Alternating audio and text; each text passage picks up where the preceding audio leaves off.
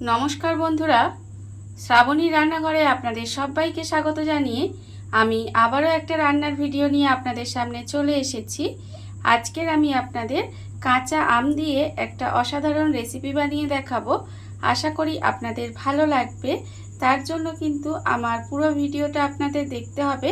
আর দেখা শুরু করার আগে একটা লাইক দেবেন, সুন্দর একটা কমেন্ট করবেন আর শেয়ার করতে ভুলবেন না। তাহলে চলুন আজকের আমি এই কাঁচা আম দিয়ে কি বানাই সেটা আপনারা একবার দেখে নিন। কাঁচা আমের রেসিপিটা বানানোর জন্য প্রথমে আমি এখানে দেখুন গ্যাসটা অন করে একটা কড়া বসিয়ে দিয়েছি। এইবারে আমি কড়ার মধ্যে দিয়ে দেব সর্ষের তেল। এখানে কিন্তু আমি রান্নাটা সর্ষের তেলেই করব, আর আপনারাও চেষ্টা করবেন সর্ষের তেলে করার। তবে আমি কিন্তু এখানে খুব বেশি সর্ষের তেল ব্যবহার করলাম না। দেখুন প্রায় 1.5 থেকে 2 চামচের মতো আমি এখানে সর্ষের তেল ব্যবহার করেছি। এবারে তেলটাকে প্রথমে একটু গরম হতে দেব। তেলটা আমার এখানে দেখুন গরম হয়ে গেছে। এইবারে আমি এর মধ্যে দিয়ে দেব অল্প কয়েকটা, দেখুন আমি এখানে মটর ডালের বড়ি রেখে দিয়েছি, সেই মটর ডালের বড়িগুলো কিন্তু আমি এখানে দিয়ে দিলাম। দিয়ে আমি কিন্তু ডালের বড়িটা খুব ভালোভাবে লাল লাল করে প্রথমে ভেজে নেব। আর এটা কিন্তু প্রথমে খুব ভালোভাবে বড়িটাকে একটু লাল করে ভেজে নিতে হবে, যাতে বড়িটা সুন্দর করে ভাজা হয়ে যায় অথচ পুড়ে না যায়, সেটা কিন্তু দেখতে হবে। এইভাবে লাল করে বড়িটা প্রথমে ভেজে নেব। আর আমি রান্নার শুরুতে প্রতিদিনের মতো একটা কথাই বলবো যে প্লিজ আমার ভিডিওটা আপনারা টেনে টেনে দেখবেন না, পুরো ভিডিওটা দেখুন, আশা করি আপনাদের ভালোই লাগবে। এবারে দেখুন আমি কিন্তু এখানে বড়িটা ভেজে নিয়েছি। বড়িটা কিন্তু আমার এখানে প্রায় ভাজা হয়ে গেছে। এইবারে আমি বড়িটাকে আলাদা করে তুলে রেখে দেব। বড়িটা কিন্তু আমাকে দেখুন এইভাবে আলাদা করে তুলে রেখে দিতে হবে। বড়িটা দেখুন এখানে আমি লাল করে ভেজে নিয়েছি। এবারে আমি যে কড়ার মধ্যে আমি বড়িটা ভেজেছিলাম সেই বড়ি ভাজার যে একটুখানি একদম সামান্য তেল আছে, সেই তেলের মধ্যেই কিন্তু আমি রান্নাটা করব। দেখুন আমি এখানে প্রথমে দিয়ে দিলাম একটা শুকনো লঙ্কা। আমি এবারে দেব 1 চামচ মতো 5 ফোড়ন দিলাম, আর দেব এখানে সাদা আর কালো সর্ষে মিশিয়ে 1/2 চামচ দিয়ে দিলাম ফোড়নে। দিয়ে খুব ভালোভাবে কিন্তু ফোড়নটাকে একটু ভেজে নেব। দেখুন ফোড়নটা ভেজে ঠিক পটপট করে যখন আওয়াজ হবে তখন ভাববেন ফোড়নটা ভাজা হয়ে গেছে। এইবারে আমি এর মধ্যে দিয়ে দেব, এখানে আমি একটা আম কুড়িয়ে রেখেছি, মানে গ্রেটার দিয়ে আমটাকে কিন্তু একটু কুড়ে রেখেছিলাম, সেই আমটা আমি এর মধ্যে দিয়ে দেব। দেখুন এর মধ্যে কিন্তু একেবারে তেল নেই বললেই চলে, সেইরকমভাবে কিন্তু তেলটা দিতে হবে। তেলটা কিন্তু বেশি দেওয়া যাবে না, এইভাবে অল্প সামান্য তেলেই কিন্তু রান্নাটা করতে হবে। দেখুন আমটা কিন্তু আমি এখানে গ্রেটার দিয়ে খুব ভালোভাবে গ্রেট করে নিয়েছিলাম। এবারে তেলের মধ্যে আমটা দিয়ে এইভাবে নেড়েচেড়ে একটু রান্না করে নেব। আমটা দিয়ে এইভাবে কড়াই একটু নেড়েচেড়ে রান্না করে নিয়েছি। দেখুন এবারে কিন্তু আমি এর মধ্যে দিয়ে দেব, এখানে আমি রেখেছি আন্দাজ মতো নুন, আর কালারের জন্য রেখেছি প্রায় 1/4 চামচ মতো হলুদের গুঁড়ো। আমি কিন্তু এখানে অল্প পরিমাণে করছি, সেই জন্য দেখুন এখানে কিন্তু সব কিছুই আমি অল্প অল্প দিচ্ছি। এবারে নুন আর হলুদটা দিয়ে এইভাবে একটু নেড়েচেড়ে কিন্তু রান্না করে নিতে হবে। দেখুন একটু এইভাবে নেড়েচেড়ে নুন হলুদটা দিয়ে রান্না করে নেব। আর এই রান্নাটা কিন্তু এরকম গরমের দিনে শেষ পাতে খেতে কিন্তু অসাধারণ লাগে।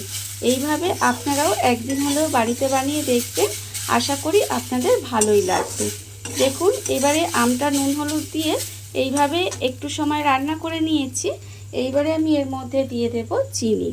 এখানে কিন্তু আমি এই বাটির 1/2 বাটি চিনি রেখেছি। আমটা কতটা টক সেটা বুঝে কিন্তু চিনিটা আপনারা ব্যবহার করবেন। আমি এখানে চিনির পরিমাণটা বলে দিলাম না।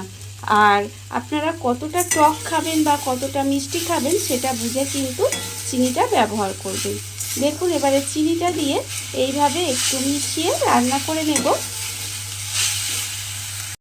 চিনিটা আমি এখানে দেখুন খুব ভালোভাবে এইভাবে মিশিয়ে একটু সময় রান্না করে নিয়েছি। এইবারে আমি এর মধ্যে দিয়ে দেব 1 বাটি জল। খুব বেশি জল কিন্তু আমি এখানে দিলাম না, 1 বাটি জল দিয়ে দিলাম। দিয়ে এবারে এইভাবে একটু রান্না হতে দেব। দেখুন এইভাবে কিন্তু একটু সময় রান্না করে নিতে হবে। আর এই সময় কিন্তু গ্যাসটা একেবারে লোতে দিয়ে রাখতে হবে। লোতে দিয়ে রেখে এইভাবে একটু ফুটিয়ে রান্না হতে দিতে হবে। দেখুন এইভাবে আমি একটু সময় রান্না করে নেব। আর এটা কিন্তু করতে খুব বেশি উপকরণও লাগে না, আর খুব বেশি সময়ও লাগে না, খেতে কিন্তু অসম্ভব সুন্দর হয়। দেখুন আমি এটা এইভাবে একটু রান্না হতে দেব। এটা দেখুন আমি কিন্তু বেশ কিছুক্ষণ সময় ধরে এটা একটু রান্না হতে দিয়েছিলাম। এটা আমার যতক্ষণ রান্না হচ্ছে ততক্ষণ আমি এখানে রেখেছি। দেখুন এখানে আমি বাটিতে বেশ কিছুটা মটর ডালের বড়ি রেখে দিয়েছি, আর সেটা ভেজে নিয়েছি। এবার বড়িটা কিন্তু এইভাবে হাত দিয়ে একটু গুঁড়ো করে নেব। আর আপনারা কিন্তু একটা জিনিস লক্ষ্য রাখবেন, এই বড়িটা যেন ভালো বড়ি হয়। মানে খেতে যদি ভালো বড়ি না হয় না, তাহলে রান্নাটার কিন্তু স্বাদ একেবারেই ভালো হবে না, আর খেতেও কিন্তু অতটা ভালো লাগবে না। রান্নাটা কিন্তু বড়িটা ভালো না হলে রান্নাটা কিন্তু একেবারে খারাপ হয়ে যাবে। তাই বড়িটা ব্যবহার করার আগে আপনারা কিন্তু লক্ষ্য করে দেখে নেবেন যেন বড়িটা ভালো হয়। এবারে দেখুন আমি বড়িটা এখানে হাত দিয়ে এইভাবে একটু ভেঙে নিচ্ছি। আর আমি এটা কি বানাচ্ছি বলুন তো? আমি এখানে বানাচ্ছি ঝুড়ো আমের, মানে বড়ি দিয়ে ঝুড়ো আমের চাটনি বলতে পারেন। আমি কিন্তু এইভাবে বাড়িতে বানাই, খেতে কিন্তু অসম্ভব সুন্দর হয়। এইভাবে আপনারা একদিন বানিয়ে দেখবেন, আশা করি আপনাদের ভালোই লাগবে। এইভাবে বড়ি দিয়ে কোনোদিনও আপনারা যদি এইভাবে ঝুড়ো আমের চাটনি বানিয়ে থাকেন, তাহলে কিন্তু আমাকে কমেন্ট করে জানাতে ভুলবেন না। দেখুন আমি কিন্তু এইভাবে যতক্ষণ রান্না হচ্ছে ততক্ষণ পুরো বড়িটা হাত দিয়ে এইভাবে চাপলেই দেখবেন গুঁড়ো হয়ে যাবে। আমি কিন্তু এইভাবে একটু গুঁড়ো করে নেব। বড়িটা এখানে দেখুন আমি কিন্তু গুঁড়ো করে নিয়েছি। আর অন্যদিকে দেখুন এখানে কিন্তু চাটনিটাও প্রায় রেডি হয়ে গেছে। যখন প্রায় চাটনিটা হয়ে আসবে তখন আমি এর মধ্যে দিয়ে দেব যে ভাজা বড়িগুলো আমি এখানে গুঁড়ো করে রেখেছিলাম, সেই ভাজা বড়িগুলো কিন্তু এর মধ্যে দিয়ে দিলাম। দিয়ে এইভাবে একটু মিশিয়ে নেব। আর মিশিয়ে নিয়ে কিন্তু এইভাবে আমি আর একটু সময় রান্না হতে দেব, যাতে বড়িগুলো খুব ভালোভাবে একটু সেদ্ধ হয়ে যায়। সেই সময় কিন্তু এইভাবে একটুখানি রান্না হতে দিতে হবে, যাতে বড়িটা খুব ভালোভাবে সেদ্ধ হয়ে যায়। বড়িটা দিয়ে দেখুন আমি কিন্তু এইভাবে 5 থেকে 7 মিনিট মতো রান্না করে নিয়েছি। রান্না কিন্তু আমার একেবারে রেডি। আমি বারবার বলছি এইভাবে আপনারাও কিন্তু একদিন হলেও বাড়িতে বানাবেন, আর বাড়িতে বানিয়ে কিন্তু আমাকে কমেন্ট করে জানাতে ভুলবেন না যে আপনাদের কেমন লাগলো। আর আমি আবারও আপনাদের বলে দিচ্ছি যে বড়িটা কিন্তু আপনারা অবশ্যই ভালো বড়ি নেবেন। বড়ির ওপরেই কিন্তু নির্ভর করছে এই রান্নাটা। এইভাবে বড়িটা যদি ভালো হয় তাহলে দেখবেন খেতে কিন্তু অসম্ভব সুন্দর হয়। দেখুন রান্না কিন্তু আমার এখানে একেবারে রেডি হয়ে গেছে। এবারে আমি গ্যাসটা অফ করে দেব আর আপনাদের পরিবেশন করে দেখাবো ঠিক কেমন হলো। দেখুন বন্ধুরা, বাড়িতে থাকা কত অল্প উপকরণে কত অল্প সময় কত সুন্দর একটা কাঁচা আমের রেসিপি বা বড়ি দিয়ে কাঁচা আমের ঝুড়ি চাটনি যাই বলেন না কেন তৈরি হয়ে গেছে, আপনারা দেখতেই পেলেন।